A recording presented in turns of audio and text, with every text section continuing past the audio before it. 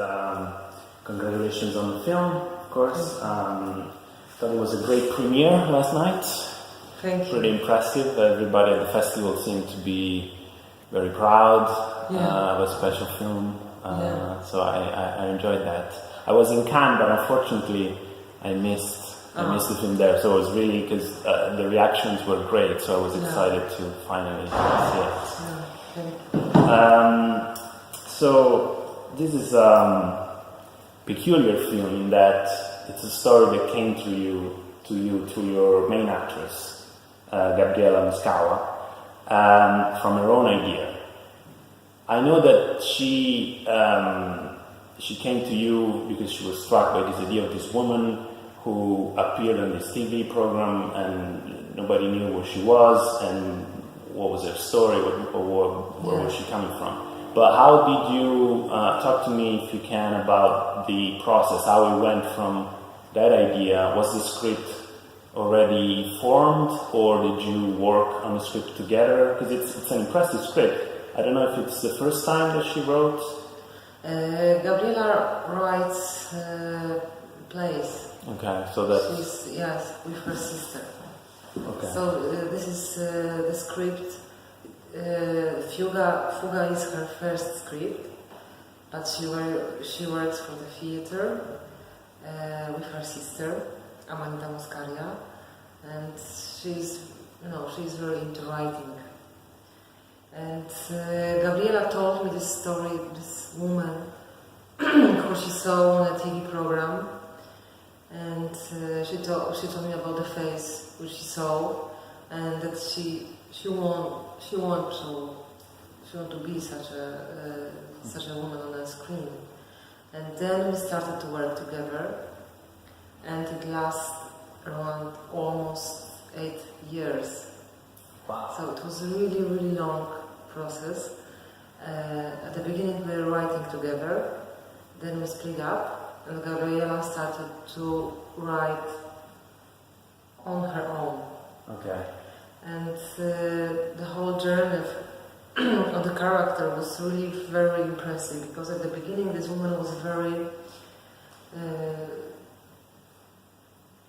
she really wanted to know who she was, and that's what Gabriela did, and I think that was very interesting, that this woman didn't want to get to know who she was, and that was for me. I had no idea that it took such a long time. I thought this happened more recently. Wow. Yes. We started to talk about this story in 2008, and now we have 2018, and and I can say that we started to live with this story. Of course, we didn't work on this all days, all the time. During this time, I made The Lure. Gabriela made many films.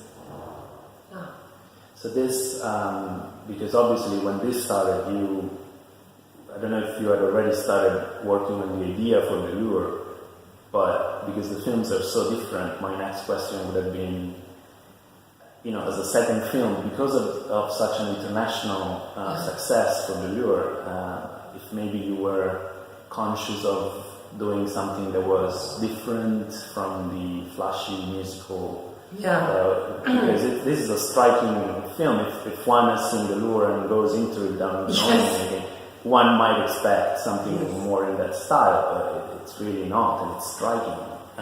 But so what was it? If it started, such a long time ago, probably they went in parallel and they were born different. Yes.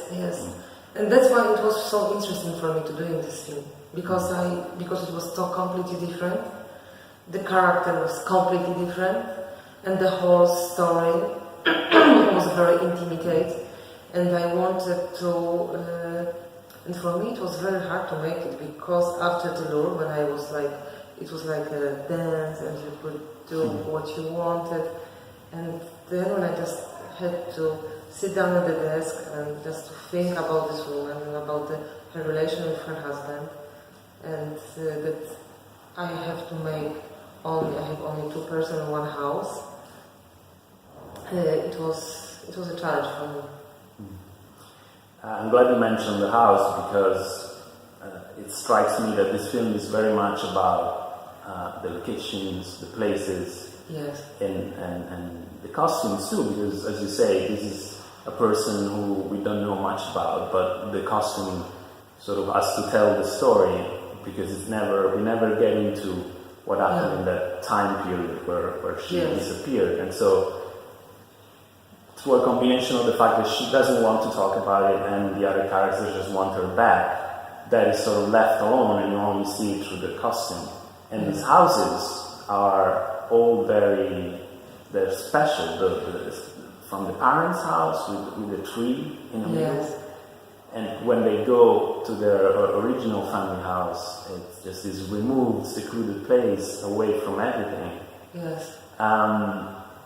So tell me about the choice that led to these places, to find these places. It was, I was working with the production designer Jagna Dobesz, and when we started to think about her house, we really didn't want to tell the story about the Polish woman with a typical Polish house. When you see this house in Polish movies, you know everything about this woman.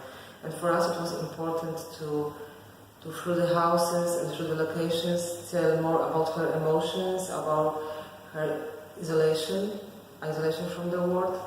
And Jagna found this house with Michał Korynek, which was isolated in very close to the mountains, and also it's a very peculiar style, because it's a wuwa.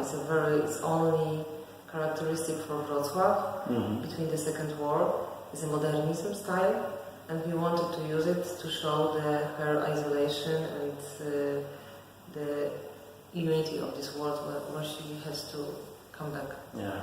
It's. I think it's telling that the entire film feels like going back in time, because when she emerges in Warsaw at the station, it's sort of this contemporary world that she's intruding on. Like everybody moves away from her, and like she's a shock to the world, and that's a world that it's a world of contemporary customs that we see. But then, as soon as she moves back, there's this sense of displacedness, this time that we can't quite identify, because again, these houses are very beautiful and sleek in a way, but at the same time, sometimes they feel like they could be from another time period, like especially the parents' house, of course, feels like something from the 70s, 80s. Yes. So in a way, she's retreating also because she explores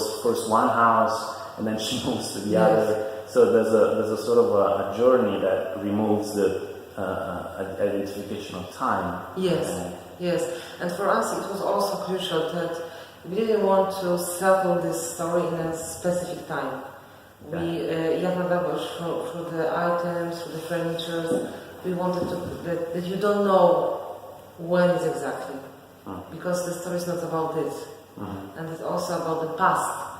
So also we wanted to use these past items, not only from her past, from the 2 years, but from the past, our past. So that's why we wanted to have this, like the furniture, like the armchairs and everything, and for us also through these items we wanted to tell her story. Right. And how soon did you know, you and Gabriela, that this character, because you had the face of the woman and you wanted to explore that, how soon did you know that the motherhood element was going to come into it? Because this is very much, the film asks the question of, is motherhood unconditional? Is it something that once it is, you always are tied to that? Or can you break away from that?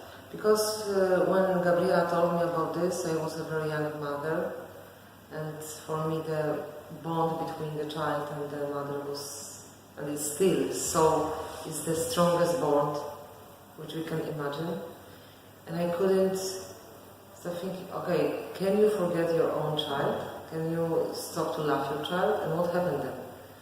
Because what is also very interesting for me that when you forget your memories, you also forget your feelings. And when we found Maria, we started to talk with her and her daughter, and the daughter admitted that the mother didn't remember her. And I know that these parents, of course, it's not Alzheimer, it's a completely different dissociation.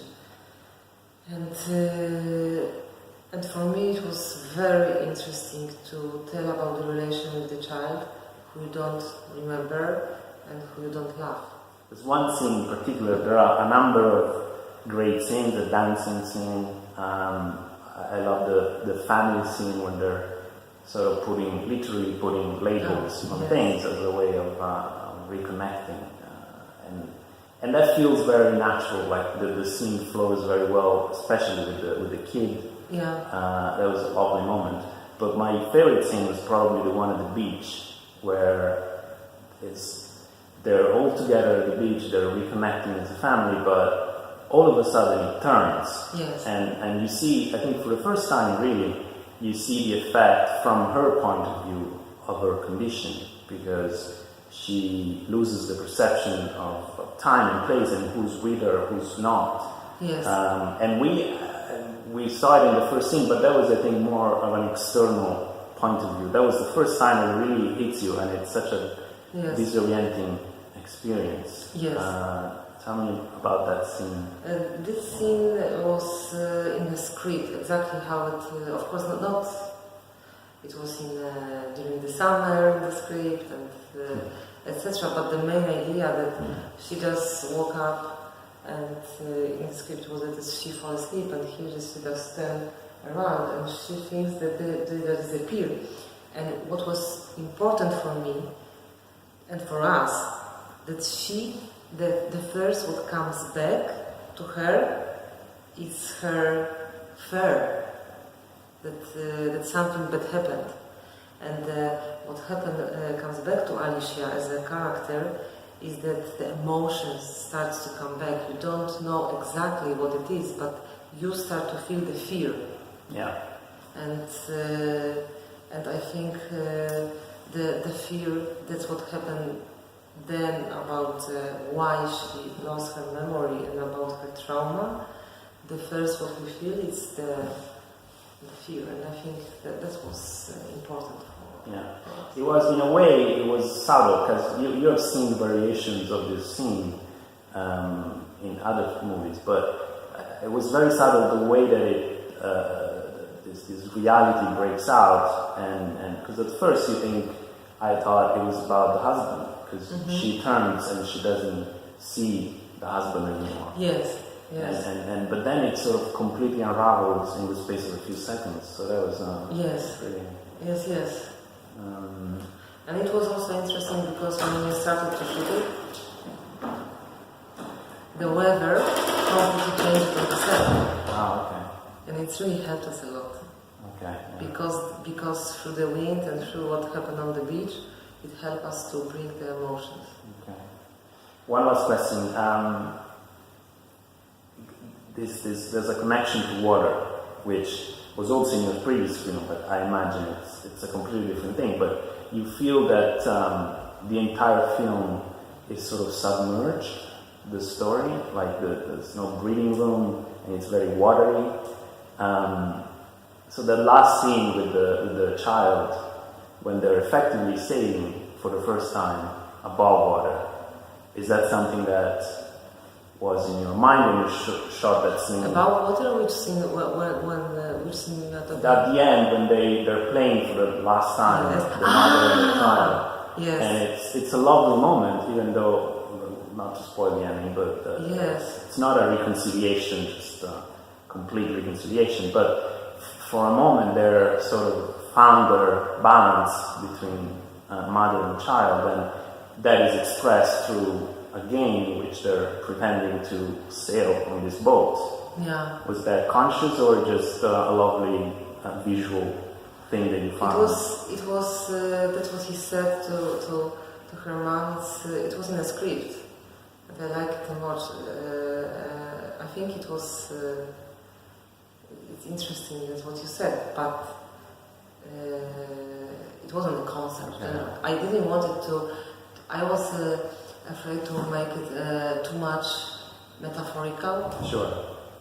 But still, it was like this. Yes. And I like that because this is the entire film is based on a character who just doesn't care at all. No. So it's good that it's not too neat because she has no time, no patience for most of the film for all that she's been thrown into. So I don't think it would work if it was all like metaphorical and neat. Yeah. You know? Yeah. And one last thing, that song, that Michelle Gurevich song, Yes. Lovers Are Strangers. I thought that was an incredible addition to the film. It makes a couple of scenes come alive. There's a dancing, and then it comes back at the end. But is it correct what I heard at the Q&A that you only had a week for the music? Of course, Michelle Gurevich, I found her before. Okay. And I found her during working on the script. And it was my dream to have this song. And we just created the choreography particular to this song. And and I think it brings the mood, the emotions, and I think I'm very happy that we could have this song. Okay. All right.